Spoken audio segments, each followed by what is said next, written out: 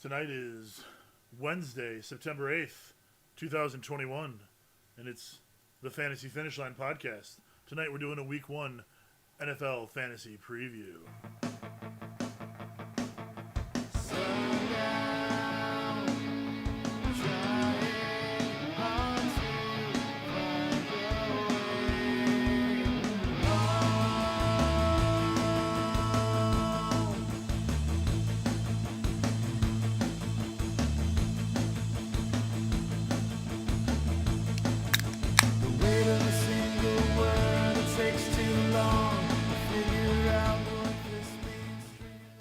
Everybody, it is the Fantasy Finish Line podcast. I am Jason Evans, and I am not joined by anybody so far this week. I am flying solo. Dave is out on assignment, and he'll be back next week to join us. But hopefully a little bit later tonight, we'll have some of the drinkfive family stop by the show. We'll pop them on so you can see their pretty faces, and they'll ask us some questions, and we'll discuss some excellent fantasy football stuff. So, we might as well start as we always do with what we're drinking. Tonight, I've got the Two Brothers Wizard Staff. It is an IPA. I had a little bit of the Glen something or other anyways, to get me a little fired up for the solo broadcast. Doing it from a different studio, so I don't have to drive home tonight. So, don't you worry. Anyways, we'll start out tonight. We'll go over a little bit of news.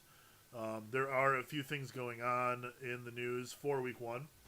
So right about now, the Ravens' backfield is completely in shambles. You're going to start the Gus Bus if you have him, because that's all they've got. The Ravens this week are playing... Let's see. So before I get to the schedule, basically... Okay, I can do this by myself, I swear. Anyways, you'll have to bear with me. There'll be some bumps along the way. So, back to the Ravens. We're going to keep an eye on Le'Veon Bell. He was signed to the practice squad earlier this week. We'll see how he progresses, see if he can earn a spot on the roster. Remember just a couple of years ago, we were talking about him being possibly one of the best players in football, and now he's on the practice squad on a team that lost 2 running backs already. So, the Ravens this week are going to be playing... the Raiders on Monday night. So, of course, you have to wait that extra little bit of time in order to find out if they're going to be playing. However, if you got Gus, you're going to start him because he's basically an RB2 at this point. When we look at Dave's rankings, which I'll be referencing plenty tonight, we've got Gus Edwards at number 20 overall. So, definitely a solid RB2. I like that. And it's essentially close enough to his ECR that it doesn't make too much of a difference. We got Curtis Samuel on the Washington football team. He was injured most of the preseason, and he has now aggravated his most recent injury. He basically practiced once in the last 4 months, which is not good for anybody, especially if you're Curtis Samuel or a football team with capital F, capital T. So, consider Curtis Samuel highly questionable for Sunday's game. On Sunday, they have a matchup against... I got to keep my schedule. I should tape it to my forehead. I'm going to reference it enough times tonight. Why don't they say football team anywhere? Washington. Playing the Chargers, but they're at home. So, we'll see what happens. The next man up there is Diami Brown. He is a rookie. Maybe we'll get a chance to ask our rookie expert, Sean Foss, about him later tonight. Make sure that you guys do go to our website. Sean has a bunch of excellent rookie material up. He's basically done a fact sheet for all of the wide receivers, tight ends, quarterbacks, and running backs. And it's a great resource for drafting in case you're doing a last-minute draft, a draft tonight. Hell, a draft this weekend isn't unreasonable because the Thursday night game doesn't have a whole lot to do with the season as a whole. So if you happen to be drafting tonight, no big deal. Or even after the Thursday game, not a big deal. There is some good advice still to be had on our website. Look for the rookie report. So, moving on, Evan Ingram, he's likely to sit out week 1 for the Giants. He was injured in the last preseason game, and it is a good sign he didn't land on the IR. However, For week 1, you'll have to find a replacement for him. He's way down the rankings, so you won't be confused about that. You'll know not to start him. Where you're going to go from there, I'm not sure. You're going to have to probably get one of those awful waiver wire tight ends. Although, if you did draft Evan Ingram, hopefully you drafted a backup as well because you're going to need it. Starting quarterback news, while it's not exactly news, we do have some confirmation. Carson Wentz will be playing week 1 for the Colts. Jimmy Garoppolo will be starting week 1 for the 49ers.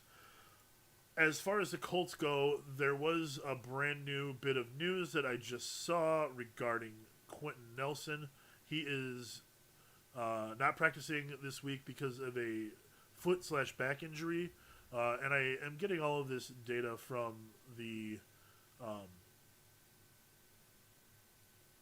I'm getting all this from Roto World. Well, and it's now NBC Sports Edge, the player news feed. It's an excellent resource just to have an aggregate for where you're going to read all of the player news that you need for any given week or any given day, even when you want to be making those moves on a regular basis in order to stay one step ahead of your league. So, as for the 49ers, I really like Garoppolo starting.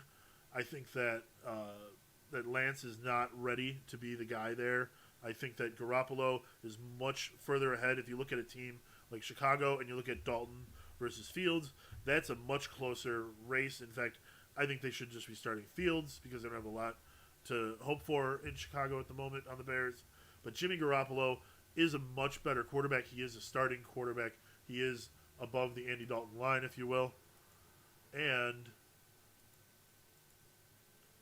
he's going to be good enough for the 49ers that he will probably start the whole season, provided he doesn't get injured or he just has a decent enough season to not get benched, where he'll earn it. So let's take a look at any other news, because we're going to have to wait just a moment to get our first guest on here. So, browsing down that list, we've got Darnell Mooney was limited in practice, not a big deal. Kyle Rudolph limited in practice. A lot of this stuff isn't going to... Wow, that's annoying. That one wasn't planned, was it? So, Odell also limited. Here's one that we do need to take a look at, though. Austin Eckler did miss practice this week. So what you need to know about Austin Eckler is that he is obviously the number one guy there. He has two guys behind him that are the most important ones. It's Justin Jackson. It's Joshua Kelly. They are both going to be very relevant, especially if Austin Eckler is not playing. So they need to be owned in all leagues. They need to be, they need to be rostered everywhere. They can be started if Austin Eckler is not playing. As we said earlier, they're going to be playing the Washington football team. That is a very tough matchup. That was a great defense last year. I don't think that they're going to drop off that much this year. So, if Austin Eckler does not play, you will need to start one of those guys. If he does play, it's going to be a tough matchup for him, but you got to start him if he plays. That's just the kind of guy Austin Eckler is. Noah Fant limited. A.J. Brown was just resting this week, so don't worry. Clyde Edwards-Helaire, who we'll talk about a little bit later, is practicing in full this week. He's kind of getting himself ramped up for the season. I like him this season. I think that we're going to see a lot of good things. We see that Kadarius Toney on the Giants was limited. Nelson Aguilar was limited as well in practice. Basically, everybody on the Giants was limited, but they're all going to be playing. So you've got Barkley, Galladay, Toney. You're playing with fire if you're starting any of those wide receivers, in my opinion. But obviously, if you have Barkley, you're going to have to start him. Troy, I'm going to need you to mute your speaker or something. Gotcha. Well, that's not going to help because then you won't hear me. I think we're okay. So let me introduce you to the rest of the crowd here, Troy. All right. Troy Maples is joining us now. Thanks for being here, Troy. He is a member of Drink Five, one of the founding members of Drink Five, kind of. Back now, a prodigal son has returned. Thank you, my friend. How you doing, buddy? Oh, I'm doing great. So you got a couple lineup questions that we can discuss? Yeah, absolutely. Actually, I'm glad you're doing this tonight. So you were actually just talking about Austin Eckler and his injury. I've also got Joe Mixon. Now the matchup was already something that worried me. So with the injury, I think it's a no-brainer now. But I've got Kamara. That's a no-brainer. But I was between Eckler and Mixon. Okay, so the first thing I do is I take a look at Dave's rankings, and he's got Joe Mixon much higher than Austin Eckler. These rankings were updated on the 7th, so that was yesterday. So this is before any Austin Eckler news. He had Eckler at 14, and he had Joe Mixon up at 6 against Minnesota. So I would highly recommend Mixon based on that. Just on my own thought, without looking at Dave's rankings, I would say Mixon as well because he is a 3 down back. He's going to get all of the touches on that team. Now, how do you feel about that all year round? I mean, do you think Mixon's going to consistently be better? Um, yes, obviously Austin Eckler has a very high ceiling, but unfortunately, because he's in a share, he's got Josh Jackson and Justin Kelly on that team. There's going to be a low floor for Austin Eckler, and he's a smaller guy, so I feel like even though we've seen Mixon get injured in the past, Eckler I would say is probably more likely to be injured. Yeah, no, it makes a lot of sense. That's interesting. I'm glad the draft worked out the way it did, getting all three of those guys. There you go. What else you got? You So, got plenty of teams. yeah, absolutely. Another one. So, Marvin Jones or Jamar Chase, the rookie or the grizzled veteran? Ooh, I like that. That's a tough one. I like when you gotta kind of dig deep. So, going down the list here, I see Jamar Chase is at 33 and Marvin Jones is at 41. However, I really like that matchup against Houston compared to Jamar Chase playing Minnesota. Jamar Chase was also not catching the ball. I think that you could probably stomach a good game not starting Jamar Chase in a good game versus not starting Marvin Jones in a good game. Marvin Jones is a guy that can put up 3 touchdowns, and he does it a couple times a year. Doing it against Houston makes total sense. Not saying that he's going to, but Jamar Chase is a guy who's caught like one pass in the preseason. So if you bench him and he goes off, I don't think that you're going to feel bad about that. And I think that you're going to just say, okay, great. He's figured it out, and I can start him the rest of the year.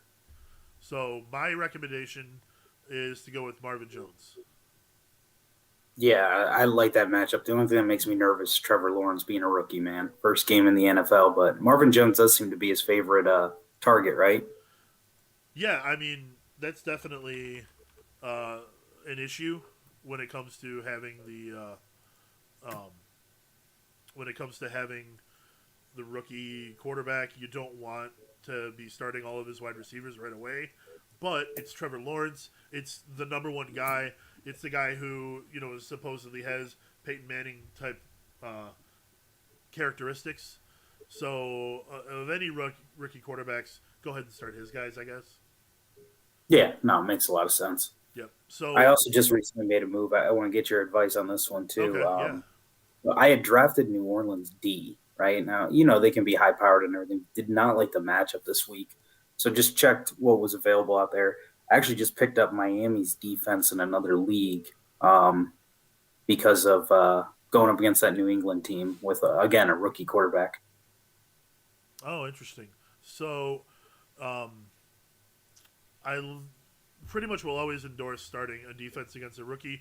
I like the Miami defense. They have a defensive minded head coach.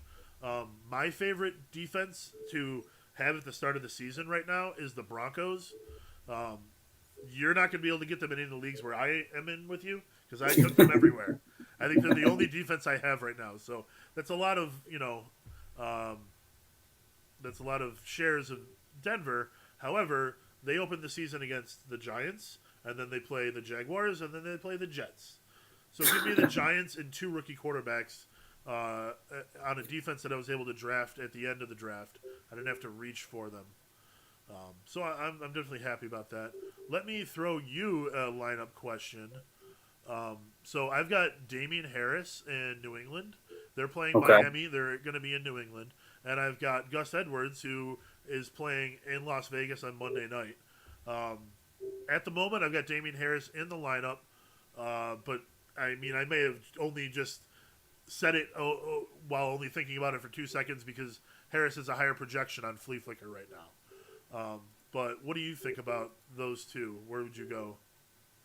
Yeah, that's funny because I almost wish the projections never showed up there, right? Like Eckler's projected higher than Mixon, and that's why those questions even come up. Yes, yes. Um, Man, I got to tell you, I like Gus Edwards. I think Damian Harris. You still don't know what New England's going to do with the running back situation. You still have James White there, and man, I'm missing his name, and I don't want to mispronounce it right now. But they got the new guy, the rookie in New England as well.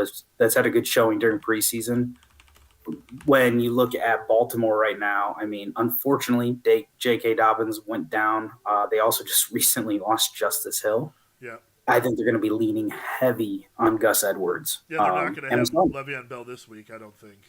I don't see no, that no, happening. not this week. And I saw an interesting stat too. I think Gus Edwards for his career is damn near 5 yards a carry on average, and he's been around the league for a little while. So that guy, he can run the ball. Yeah, Gus and J.K. Dobbins both had great yards per carry. That was going to be an amazing backfield this year. It's a shame that Dobbins isn't there, but perhaps they can still salvage something out of it. So the guy that you're thinking of on New England, Ramondre Stevenson, is Ramondre. See, I was going to say like Rashawn Day or something, so I didn't want to slaughter it. Thank fourth you. round pick. But again, that's another team where you got a rookie quarterback. So Yes. doesn't affect the running back quite as much, but I got to think that they're going to rely on guys who've been there for a couple of years more than a rookie. But looking at Dave's rankings, which you know we respect greatly around here because he was sixth overall in 2019. I have not yet looked at how people finished in 2020, but sixth overall on Fantasy Pros for the experts in 2019 is very respectable. So kudos to you, Dave. Cheers again. He's got Gus Edwards at 20 and Damian Harris at 26. So I do believe that I'll probably be changing my lineup here by tomorrow. So that'll be interesting to take a look at. And really, anytime you have running backs that play in New England, you just have a headache.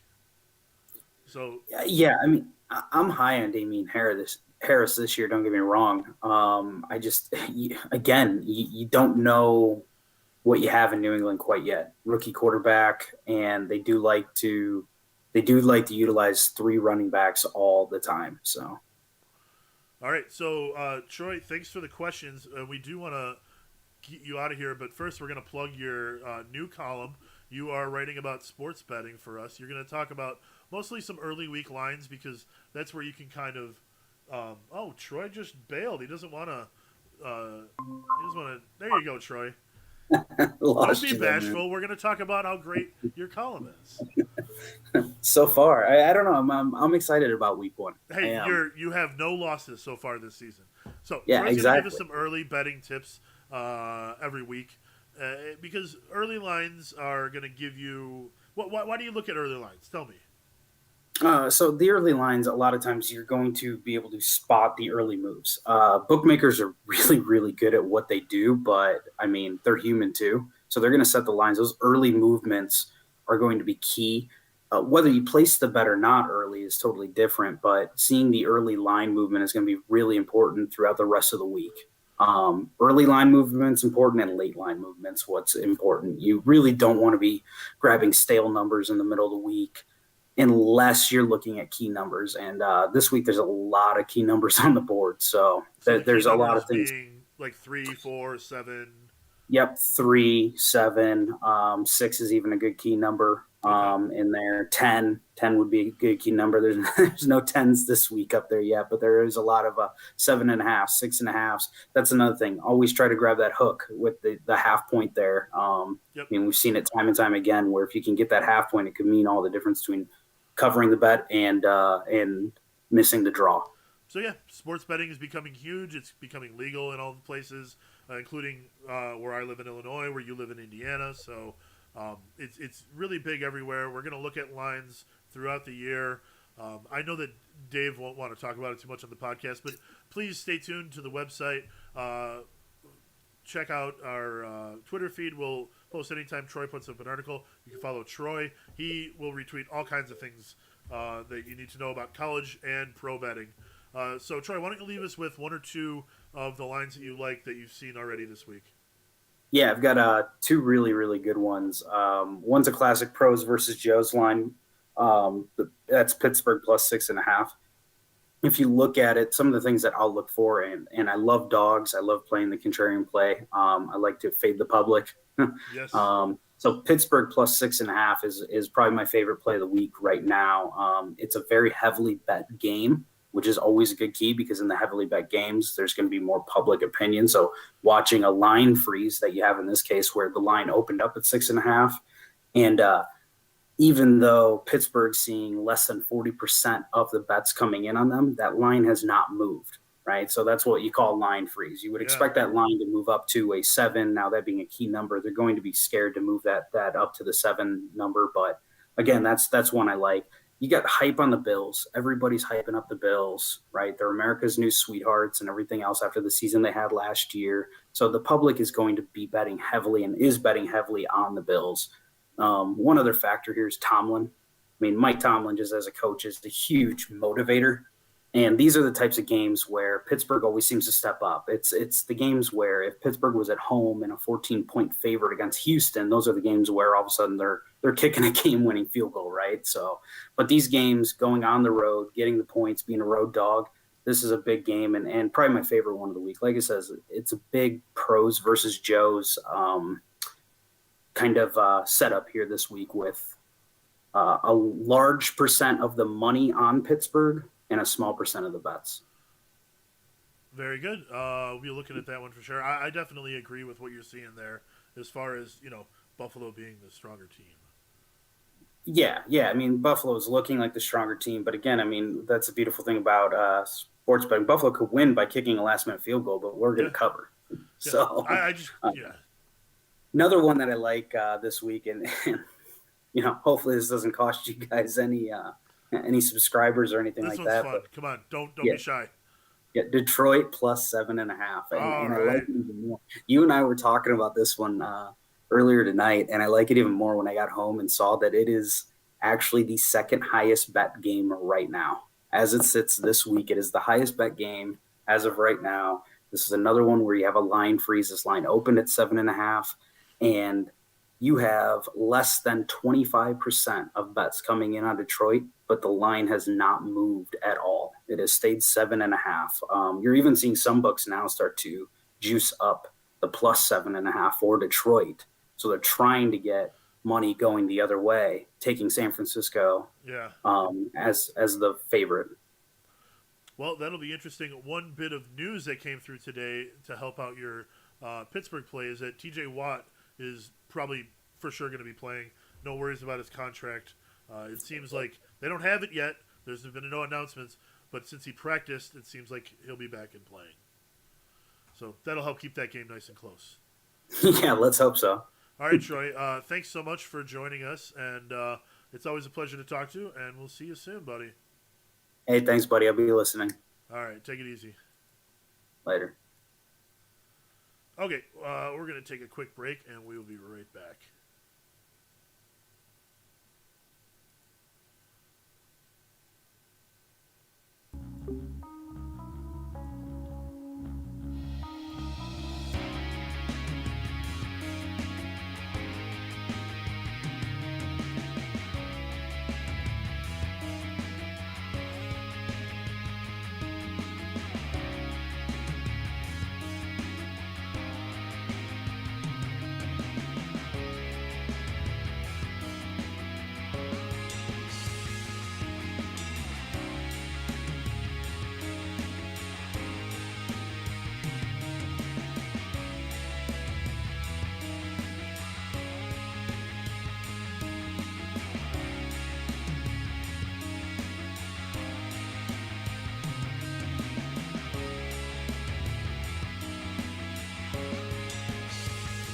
right, everybody.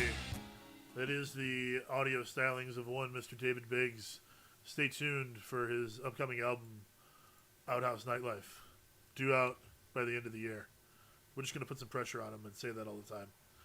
Anyways, we're going to go back to the chat room here. We've got Beats Markey asking us a question here. He wants to know, in a half-point PPR league, would you start Marquise Brown or Henry Ruggs?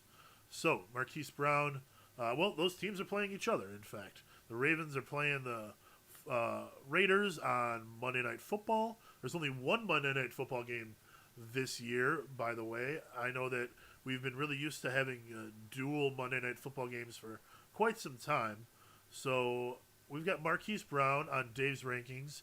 He's ranked number 47. His ECR is 45. Dave is just a hair behind on that, meaning he doesn't like him quite as much as the public. And I would be very surprised if Henry Ruggs was not basically much higher. Oh no, he is ranked 64. I personally like Henry Ruggs. Dave definitely does not. He is down on Henry Ruggs at 64. The ECR is 56, and then you've got Marquise Brown up at 47. So yes, the ECR tells you to start Marquise Brown, and if you want to go all chalk, then you're going to have to go with Brown. But I would say Ruggs. He's got a quarterback that I like to see throw the ball more. Derek Carr is definitely a better thrower of the football than Lamar Jackson. So I would wait and see before I start throwing Marquise Brown in the lineup every week how that passing game is going to operate. Perhaps it gets a boost because there is because there isn't much of a running game there, but I'm not so sure about that. I think they're going to find a way to run the ball anyways. I would go with Henry Ruggs this week because he's just a huge playmaker. And when you're at probably your your third wide receiver or a flex guy, I think that you're definitely going to want to go with a higher upside, and that to me is Henry Ruggs. So, I'm going to answer you in the chat. Hopefully you did hear me when I gave that out. Now, we're going to move on to some guys that we're high on based on Dave's rankings versus the ECR. I've mentioned this mechanic a little bit already. What we do is we look at where Dave has ranked the player, and Dave's rankings are available on our website. If you want to take a look, I'm going to show everybody on the feed real quick what this looks like. So the rankings are going to be right here on our website. Just go to drinkfive.com. When you are there, the rankings are right there. You can see just Dave's rankings. This is the only place you can find them. He is listed as an expert on fantasypros.com. So when you go to Fantasy Pros and you're comparing lots of experts, he is one of the experts that you have the choice to choose from to include in your comparison anyways. So right now we're going to look at some guys who Dave likes more than the rest of the public. So starting out, we got Clyde Edwards-Helaire at running back for Kansas City. He's ranked 11. His ECR is 15. I brought him up a little bit earlier. I really like that he's healthy. He's practicing a lot this week, and he looks good to go. It's his second season. I think that he can take a huge leap forward when it comes to how useful he is on the team and being a three-down back. So he is ranked 11. His ECR is 15. So there is a lot of chalk in week one, meaning you're probably going to start all the guys that you drafted anyways. But I think that he's going to take a step up, and Dave's rankings do reflect that. So he's a no-doubt starter in my book. He's probably just a borderline RB1 instead of a solid RB2. I don't mean just, he's moved up a tier, if you will. Ready to take a big step forward. I really like him. The word on him, from him, is that he's more trusted by Patrick Mahomes this year, is that he's better in pass protection this year. So take that with a grain of salt, but, you will definitely have a good time, I think, if you start Mr. Clyde Edwards-Helaire. At wide receiver, we really like Brandon Ayuk. He is ranked number 22 versus an ECR. Sorry, he's ranked 16 versus an ECR of 22. chances are that you drafted Ayuk as your third wide receiver. So congrats. You've basically had to move up into a WR2 position before the season's even started. So we do have news that Jalen Hurd, who wasn't much of a threat to Ayuk, but nevertheless, he will not be part of the picture for the 49ers, at least in week one. That helps, in my mind, bump him up the rankings a little bit. I like the Garoppolo to Ayuk connection. They did work on it last year. It just got better as the season went on. I think that as long as Garoppolo is starting, Ayuk is very good. If they wind up switching quarterbacks at some point, I think that you're going to see a small drop off in the wide receiver production until they're able to become smooth. However, if they're starting the rookie, it's probably because they're not getting good performance out of the quarterback anyways. So as long as Garoppolo is good, he's going to have Ayuk and probably Samuel as well as good starting wide receivers, not to mention George Kittle there as well. All right, Marquez Callaway of the New Orleans Saints, he is ranked 39. His ECR was 52. I feel like the rest of the fantasy world is not really catching up with this one, so Callaway is going to be one of the featured receivers on the Saints. They've got Jameis. I finally decided to fix my vision, Winston. So I think that Jameis Winston is going to look like a completely different quarterback this year because he is on a team that is going to help him protect the ball a little bit more. At least he has a coach that should help him do that. Now, we don't want to eliminate all the gunslinger out of him because that's what makes him great, or great at times anyways. That's what makes him put up big numbers and makes him great in fantasy football. And that's what we really care about, isn't it? So, with Jameis LaSick Winston, I think that we're going to easily support two fantasy-relevant quarterbacks. Callaway is definitely a flex option in deeper leagues and in leagues that start 3 regular wide receivers. So if you're in a 12-team league that starts 3 wide receivers, if you're in any kind of league that has 3 wide receivers and a flex, I think that Marquez Callaway is definitely a solid option for you this week and a guy that other people won't be quite looking at. And then at quarterback, we've got Jimmy Garoppolo, who's ranked 23, and his ECR is 29. Now, this is in the overall Superflex rankings. So, this is relevant in Superflex leagues. I think that he is definitely a viable start as a second quarterback this week in 10 to 12-team Superflex leagues. He was definitely a starter in deeper leagues, for sure. So, I'm really happy that these Superflex leagues have become very popular.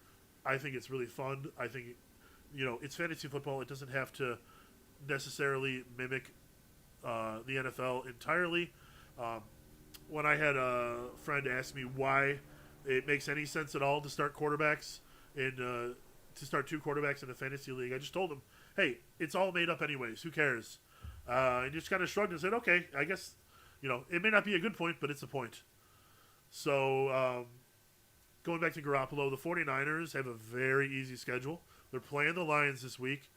We just talked about the Lions, and Troy likes the Lions with the points, but I do think that the 49ers are going to have no trouble putting up points of their own, and that's why you're starting Garoppolo. That's why you're starting Ayuk.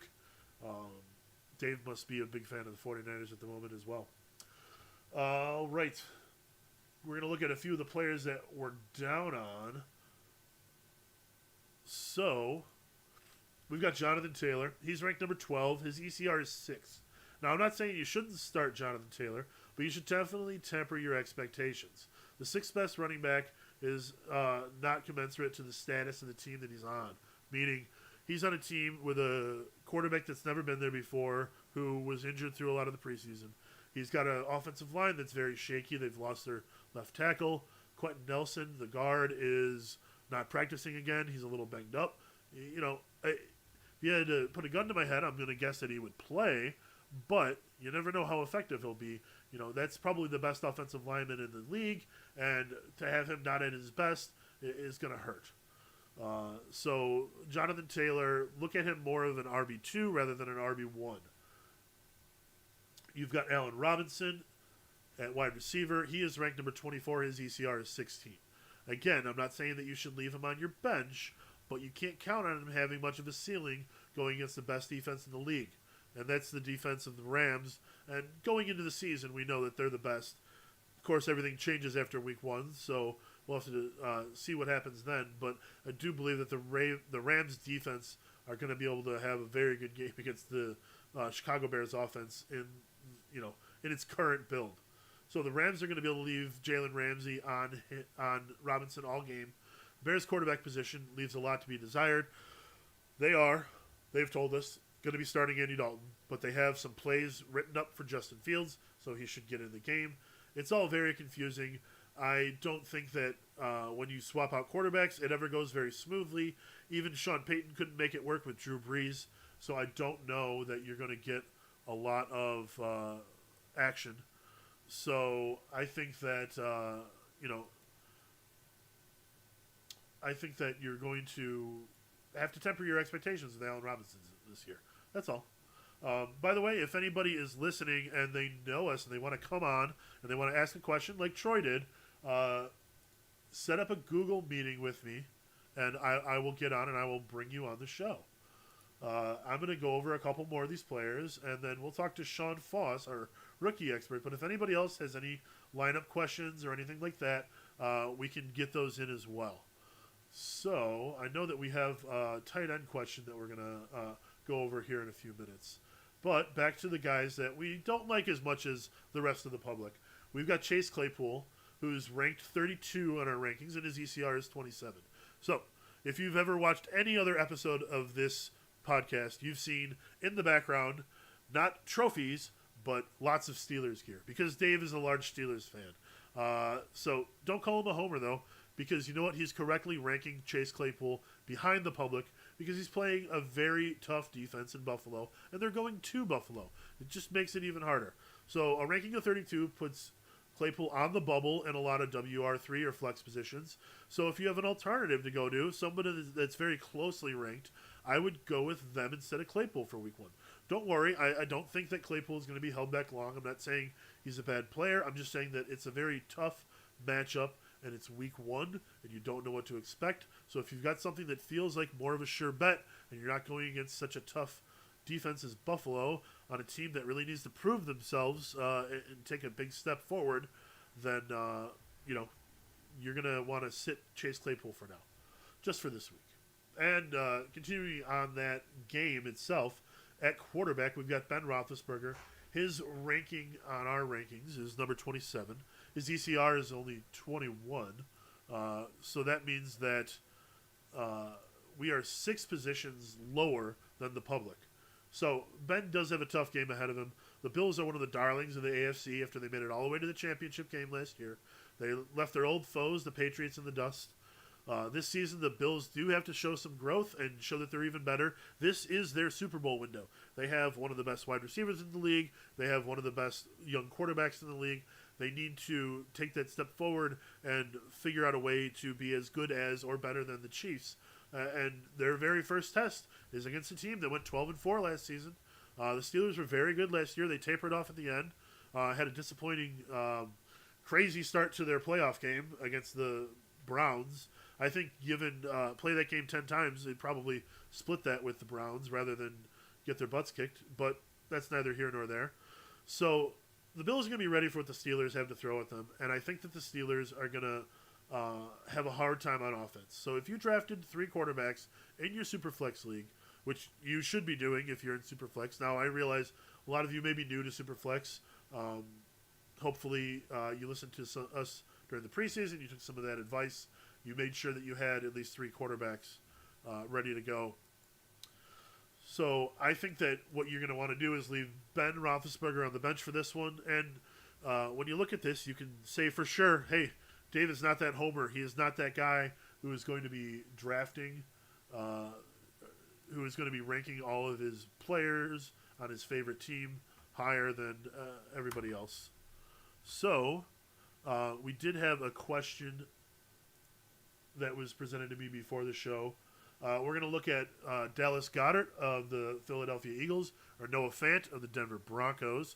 The Broncos, as we brought up before, will be playing the Broncos are playing the Giants. And checking out my schedule here, the Philadelphia Eagles are going to be playing the Falcons. So, as always, we're going to start by consulting Dave's rankings. Dallas Goedert is ranked number 8, and Noah Fant is ranked number 10. He is 1 higher than the ECR for Goedert and 2 lower than the ECR for Fant. So this actually becomes a very interesting question because while Dave has them at 8 and 10, they're actually flipped at 9 and 8, respectively, when you look at the actual ECR, meaning the expert consensus rankings on Fantasy Pros. So, looking at this, I would have to go with Dallas Goedert because he's a guy who performed well last year, and he's on a team that doesn't have a lot of receiving options. Now, when you look at the Philadelphia receiving core, you've got a guy who was cut who led the team in receiving last year. So that just throws everything into chaos. Meanwhile, if you look at Denver, they've got Jerry Jeudy and Cortland Sutton, two very good receivers. If the passing game is working for them, then definitely Noah Fant is going to be a third option. And as Dave mentions in our chat, Noah Fant may have a lingering injury. So Dallas Goedert is our choice here. Now we are going to take a quick break, and when we come back, hopefully, if things go right, we'll have our rookie expert, Sean Foss, ready to talk about some of the rookies for week 1. The sound of Islam from inside the island universe, allowing causality.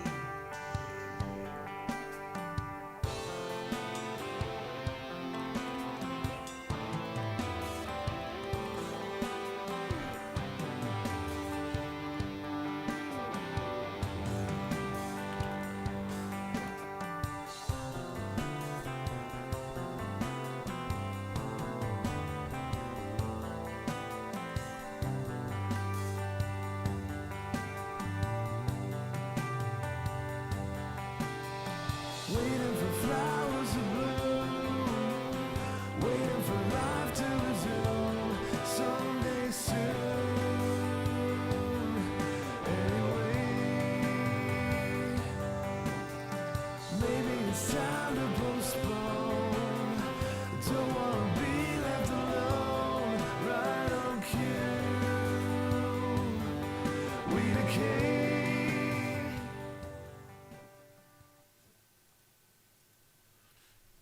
Okay, once again, all music on the podcast is courtesy of our guy David Biggs, and he'll be back next week. He is on assignment, working hard out in the great state of Colorado to make the podcast great again. So, we have one of the best resources on the drinkfive website is our rookie expert, Sean Foss. Every week he writes the rookie report, which is an exhaustive in a good way, look at all of the rookies and how they've been doing, how he thinks that they will be doing for the rest of the season. There's great stuff out there as far as preseason and really just good stuff out there as far as the fact sheet goes. Let me drop a few of these facts on you guys that he was giving us earlier in the season. So one of these was really fun that I liked. So since 1980, there have been 53 NFL wide receivers to catch a pass that weighed less than 170 pounds. And this is per ProFootballReference.com, which is one of the best websites for straight-up statistics and everything that you're going to come across for the NFL. So only 4 of those 53 wide receivers that weighed less than 170 pounds have caught for more than 800 yards in a season at all. Tutu Atwell, the Rams wide receiver, weighed 149 pounds at his last medical check before the NFL draft. And I do believe that there is another guy, the guy on the Eagles, was only 165 pounds as well. So this is an interesting stat to look at. There is a certain point where you can just be too damn small for the NFL. So Devonta Smith is listed in some places at 170. I do believe he is under 170 though. Without further ado, really, we can ask the man himself about that. Hey, Sean, welcome to the show. Hey, Jason. Thanks for having me. Can you hear me? Yes, I can hear you great. Everybody can see you. You're repping your Lions. I like that. Of course. hey, maybe something good will happen for him this year. You never know. It'll I happen think eventually. they're going to win like 6 games. That'll be enough for us, I think. So I was just regaling everyone with the fact that you dropped, which is one of my favorites of the preseason, that only 4 of the 53 receivers that weighed less than 170 pounds have ever gone for 800 or more yards in a season. What made you pull that one out? What caught your eye when you found that? The reason why I was curious and wanted to know more about that was because of a report right before the draft. The last there was a medical combine in Indy where Tutu Atwell from Louisville weighed in at 149 pounds. And that number just shocked me that a player was going to play wide receiver in the NFL at that size. And so I dug a little deeper to see how small guys have been and still succeeded in the NFL. And it's not a long list. He's put on some weight since then. I think shortly after the draft, he was, had a photo, I think on social media of him weighing 160. So he's not as small as that, but he's still very undersized. And with the way the league has changed with a lot more spread offenses, maybe he, succeeds, but he's a guy that I've avoided in drafts just because it is, a longer shot for him to succeed. And now, did any of the other receivers fit that? Because I think I heard at one point that Devonta Smith was only at 160. Yeah, Devonta Smith is small too. I think he at that same medical combine, I think he weighed in at 166, and that was the lightest I think I heard of him. I've seen him listed at 175 some places, 180 other places, so he's right around that cutoff. But interesting, this whole class, a lot of the guys in those first 2 rounds that got drafted were under 6 feet tall. There's a lot of 5'10", 5'11" kind of guys. Rondale Moore, Elijah Moore. Obviously Jalen Waddle, Devontae Smith was not under 6 feet tall, but he's, not as heavy as you're typically used to seeing an alpha wide receiver. So overall, the whole top of this draft class was a little bit undersized outside of, Rashad Bateman and Terrace Marshall. All right. Very interesting. So I had a couple questions for you. First of all, rookie quarterbacks. Everyone loves the rookie quarterbacks. There are, I believe, 3 rookie quarterbacks that'll be starting this week. Mac Jones, Zach Wilson, and Trevor Lawrence. And it's possible that Justin Fields gets some play time as well. Of those guys, who do you think has the best chance to put up, the news-catching performance of the week?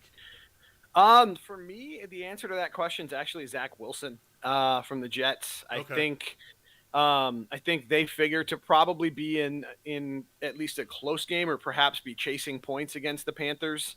And Carolina's defense is they're not. That's one that they don't.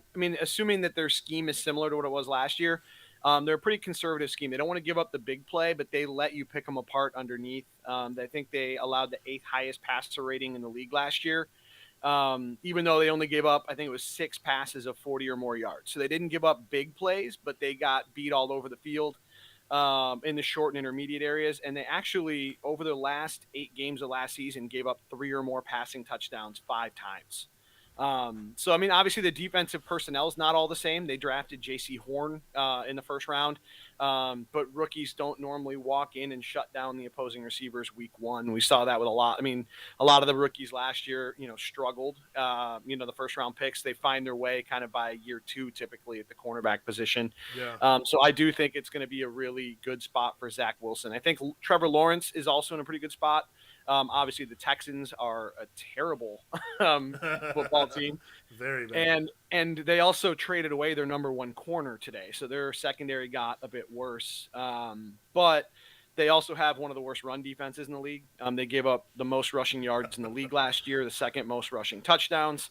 And the question is there going to be enough volume from Trevor Lawrence to cash in on playing that secondary? Will they perhaps run the ball so much that they won't need to pass it? Right. That's the worry. Well, Yeah. I definitely look forward to watching them all. I had a question about the Jets, though. The Jets have had this stink on them for years now.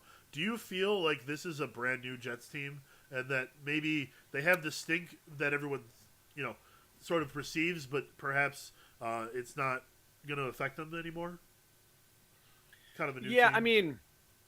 Yes and no, and they're still not a good defensive football team. They're still going to give up points.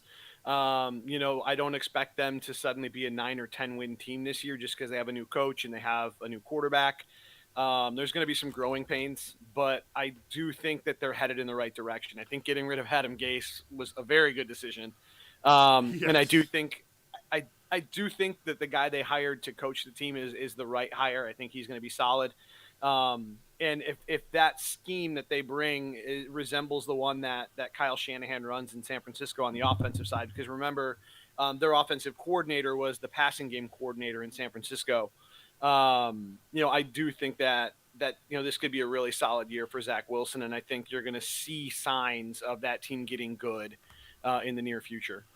So, any hope for Mac Jones being the dark horse, or does he just not have enough offensive weapons in the receiving game? Um, Well, the big thing with Jones is he gives you zero as a runner. You're not going to really get any sort of rushing production from Mac Jones. Yeah. Whereas you can get some of that with Lawrence and with Zach Wilson. And I honestly, even Trey Lance this week, we saw the Niners kind of tinker with a 2 quarterback system in a couple of their preseason games. Garoppolo was announced as the starter today, but I think you might see Lance sneak in there for a few series as well and kind of keep the Lions defense on their toes. But yeah, with Mac Jones, the volume is probably not going to be all that high. The Dolphins defense last year allowed the second fewest passing touchdowns in the league, and they returned to 9 of their 11 starters. Most of their secondary is intact. So I don't see this being a big opportunity for him because they're going to lean on the run game. They're going to give Mac Jones some time to really kind of. They did that with Tom Brady as a rookie, or not rookie, but first year starter. Sure. I expect the Patriots to kind of do the same thing and kind of ease Mac Jones into kind of running the show. And they're going to lean on Damian Harris, maybe a little bit of Ramondre Stevenson. So he's not going to pile up big yardage, which means you need touchdowns. And again, this Dolphins defense didn't give up very many of them last year. All right. So, as far as the non-quarterback rookies go, can you give me like 3 guys who you're looking at this week who could have big performances? So, they're going to be the 3 guys that you would expect. Honestly, Najee Harris, who you probably drafted in the first or second round of your fantasy draft. He's obviously one of them that should be in your starting lineup if you have him. The Bills were just a middling run defense last year. And even though the Steelers don't have the best offensive line, the volume for Najee is still going to be there. And the points are going to be, he's going to produce a decent stat line. He's not going to go out and put up a complete dud in week 1. Yeah. If you have him, he should be in your lineup. Kyle Pitts, the obvious, the tight end from Atlanta. He faces off against the Eagles this week. They allowed the 11th most tight end points per game last year. They upgraded their secondary a little. They brought in Steven Nelson from Pittsburgh. So Nelson and Darius Slay will be starting on the outside. So there will be some kind of tougher matchups when Pitts is lined up outside, but they're going to line him up all over the formation. He'll play a little bit in line where he should have an advantage over any safety or linebacker that you want to match him up on. And if he's in the slot, the Eagles starting slot corner, Avonte Maddox, is 5'9", and Pitts has got about 7 or 8 inches on him. So I would expect them to find ways to get the ball into Kyle Pitts' hands and make him a featured part. If he can't smash in this spot, it could be a sign of trouble to come because this is a great opportunity That's for him a to have great a solid size debut. mismatch. I love that. Yeah, and then the other third guy is Devontae Smith. I think on the other side of that same game, the Falcons allowed the most wide receiver points per game last year. They definitely have remade the back end of their defense, but not anyone that's a true difference maker. The best guy they brought in was Fabian Moreau, who was a starting corner for Washington last year. He was solid last season. He gave up a passer rating below 80 on throws into his coverage, which is really good in today's NFL. But he also wasn't squaring off with a lot of number 1 wide receivers in Washington. He wasn't the number 1 guy there. And now, him coming into Atlanta, I think it's going to be a little bit tougher. Like I said, there's still soft spots in that defense, a chance for Devontae Smith to have a big week. My bigger concern with him is that going to be a high volume passing offense? Obviously, Jalen Hurts is going to run the ball a fair amount himself. And I do think the top 2 targets in the passing game might still be Zach Ertz and Dallas Goedert. They're going to find ways to get the ball to Devontae Smith, but he's got a huge ceiling, maybe a fun play for DFS tournaments this week. But I wouldn't be starting him over any top 20 receivers. It's not a guy that I'd be saying plug him in if you have him. I think it's more, if you're struggling to come up with a wide receiver 3 and you have him, he might be worth throwing in. Excellent. So, I mean, basically the best tight end, the best running back, and the best wide receiver in the class. I know are it's the a little best bit equipped- vanilla. Well, hey, they're the best equipped to make an impact in week 1. It makes a lot of sense, Yeah. and you got to point them out. And I think even just because they're rookies doesn't mean people are going to start them, but those are 3 guys that should be playing this week. Yeah, and if you want one that's a little deeper that I think could have a really nice week 1, Elijah Moore from the Jets. I think he's got a great position to have a nice game against Carolina. Like I said, especially that defense will kind of let you pick them apart, short and in the intermediate area. And Elijah Moore last season put up more catches per game. Oh, we froze on Sean there. I just want to say I definitely like his pick of Elijah Moore because these Jets, they've got the stink off of them. And I think that, I know that I always end up liking a bad team every year. However, they are definitely a brand new team. And I look forward to them shedding the old Jets and becoming a much better team. So, unfortunately, we lost Sean there, but we were about to wrap it up with Sean anyway. So thank you so much, Sean, for joining us. Thank you to everyone who joined us tonight. There we go. Just get rid of that dead window there. What you can do for more information on the rookies is go to our website, pay attention to all the stuff that Sean's already put up for the preseason, and he'll have some excellent stuff on a week-to-week basis for the Rookie Report. We do cross-post that over to Reddit. Pay attention to our Twitter feed at drinkfive, Sean's Twitter feed at Sean_Foss. There's also Mr. Troy Maples at co_conspirator3. If you want a little bit of the sports betting resources to go along with the bets that you're making on your fantasy team. And so we don't have any more questions in the chat room. So I want to thank everyone in the chat room, Mr. Beats Markey, Miss Jessica Robertson, for providing us some interesting lineup questions tonight. Thank you, Troy, for joining us. Thank you, Sean, for joining us. Please go to Facebook and like us on Facebook and follow us on Twitter, follow us on Instagram, subscribe to us on YouTube. Give us a review. That is always a great thing to boost us. Make sure you subscribe on YouTube, though. As we get larger, we can have our own YouTube page and things like that. That'll help us expand the brand much farther as we go. And thank you, of course, to my co-conspirator, Dave Biggs, who couldn't be here tonight, but he'll be back next week. Thanks for all the tunes that you provided us. And we look forward to week 1 of the NFL starting tomorrow night. Football is back, everybody. Drink 5.